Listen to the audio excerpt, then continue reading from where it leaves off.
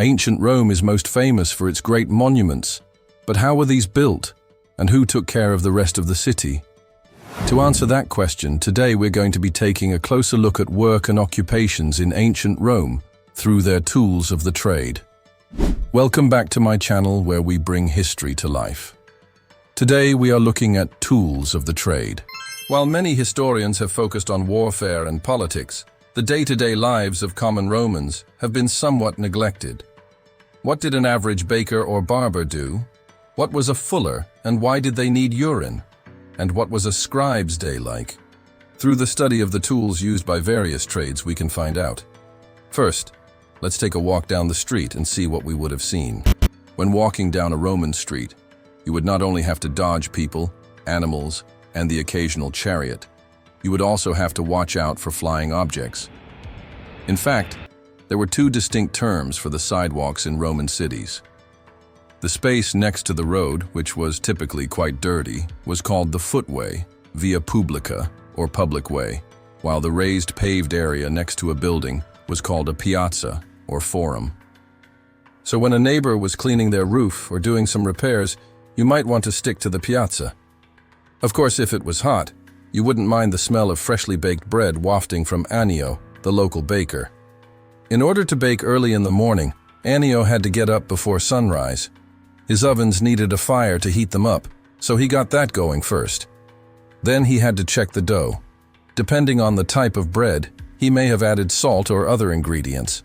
He kneaded the dough, rolled it out, and then cut it up into various shapes depending on the type of bread. Once it was ready, he would toss it into the air and catch it with the flat of his hand to remove any air bubbles. It's quite similar to the method taught by bakers today. After that, he could throw it into the oven. Thanks to a gift from a friend, Annio had a rotating oven, which allowed him to cook several loaves at once. He rotated them in the oven to ensure even cooking. As one load came out, he put another in, keeping his ovens constantly busy. Once cooked, he packaged the bread up and sent his delivery boy off to the shops and markets around the city to sell it. On a good day, he might get to enjoy some of the spoils of war himself. Across town, Titus is getting his day started in a different way. He is a blacksmith, so he has to start his forge to heat the metal. Unlike Annio, he doesn't really need to start his work early, but he does need to allow the metal to heat up. Also, he usually works on commission, so he waits for someone to come by with a new request. One of his specialties is making keys, which are important, considering most doors in Rome don't lock without them. So when someone comes to him with a broken key, he takes out his vise, clamps it in place, and then uses a hammer to reshape the metal. If he needs to measure something, he uses calipers. And when he needs to cut the metal, he reaches for his anvil.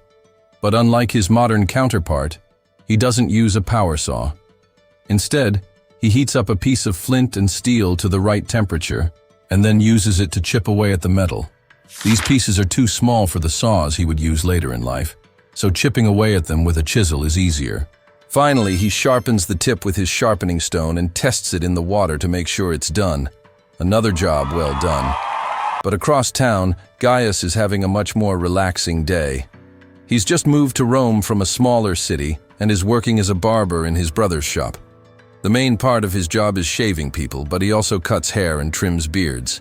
For the rich, this might be done with sharp razors and pumice stones, but the poor usually just use a blunt razor to avoid cutting themselves. Some might think being a barber in ancient Rome would be disgusting because of the lack of hygiene, but Gaius actually enjoys his job. Sure, there's the occasional fly in the ointment, literally, but the company is good. He chats with his customers about the latest chariot race or gladiator match.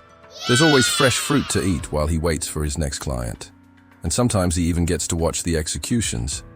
Now, those were exciting times.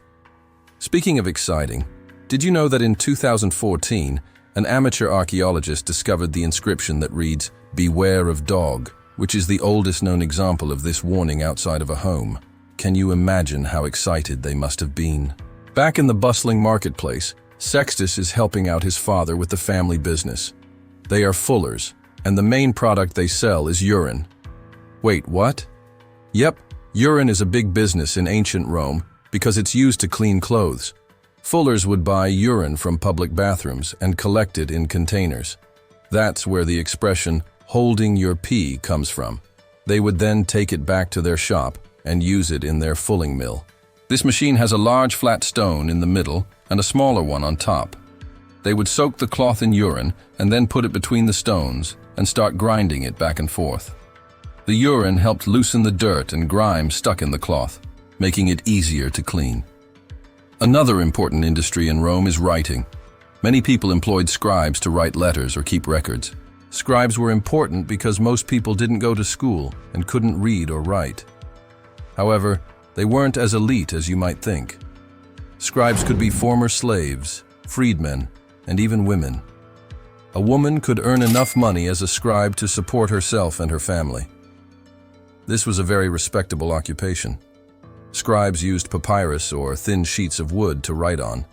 Their main tool, however, was the stylus. This was a metal pointer used to write in the dust, sand, or wax tablets. Scribes didn't have pencils to sharpen, but they would dip their feathers in ink made from soot and water and then scratch the surface to make their marks. They usually wrote in Greek, but many knew Latin as well. Scribes were employed by wealthy Romans, taverns, landlords, and brothels. You really needed one if you wanted to get ahead in the world. You might have noticed something missing from this list, women. Women were not as free as men, and most worked in the home.